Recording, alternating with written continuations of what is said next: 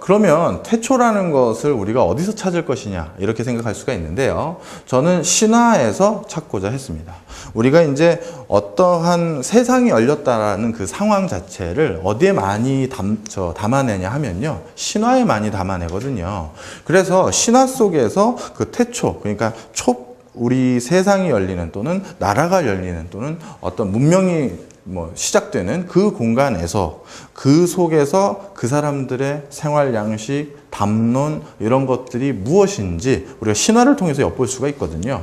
따라서 그 당시에는 경제라는 부분이 어떤 비중을 차지했는지 확인하기 위해서 바로 신화라는 것을 가지고 우리가 살펴보기로 시작했다. 이렇게 보시면 됩니다. 신화를 이제 정의하는 이제 보편적인 정의를 보면요. 세상의 기원을 설명한 이야기 이렇게 돼 있습니다. 그래서요, 삶의 근거이자 규범이 담겨져 있다는 겁니다. 지금 무슨 얘기냐면요, 세상이 어떻게 창궐했다, 세상이 어떻게 열렸다, 또는 국가가 어떻게 열렸다라는 그 내용에만 딱 국한된 것이 아니라요, 그것을 자세히 읽다 보면 그렇기 때문에 우리가 그 당시의 삶, 그 당시 살아있는 사람들에게는 지금이겠죠? 지금 우리가 어떠한 방식과 규범에 의해서 살아가야 되는지에 대한 커다란 어떻게 보면 가이드라인, 방향성도 그 안에서 우리가 찾을 수 있다는 점이죠. 그래서 신화는 이런 근거와 규범을 제시하고 있는 부분도 분명히 있는데요. 그러면 신화라는 것이 여러 종류가 있는데 인간이 어떻게 탄생했는지를 제시해주는 신화들도 있고요.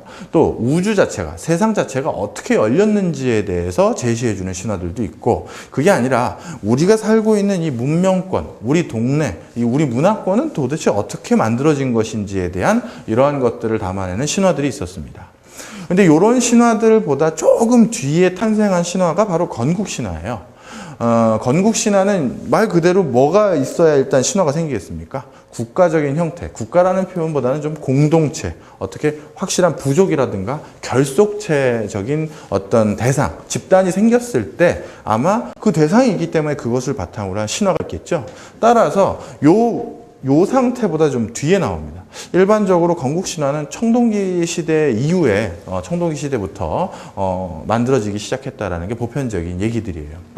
자, 저는요 특히 어떤 부분에 주목을 했냐면요, 아까 말씀드렸듯이 태초의 경제적인 부분의 비중, 경제의 역할을 찾아보기 위해서 바로 이 부분을 살펴보기로 마음을 먹었습니다. 그래서 이제 건국신화를 좀 들여다봤어요. 각국의 건국 신화들은 어떻게 구성됐느냐 살펴보기 위해서요.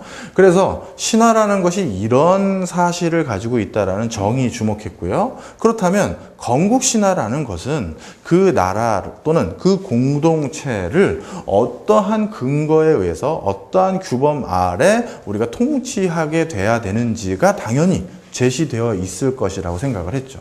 그리고 실제 봤더니 대부분의 건국 신화들은요, 해당 지역을 다스려야 하는지에 대한 정당성을 부여하는 내용을 포함하고 있다. 무슨 얘기입니까? 건국 신화에는요, 왜 그 동네의 지배 계층이 내가 이 동네를 지배해도 되는 그 정당성, 당위성이 그 건국 신화 안에는 대부분 내재되어 있어요.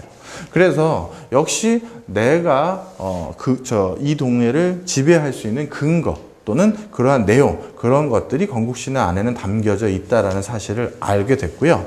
이러한 사실을 그렇다면 지배계층이 도대체 어떻게 전달할 것이냐.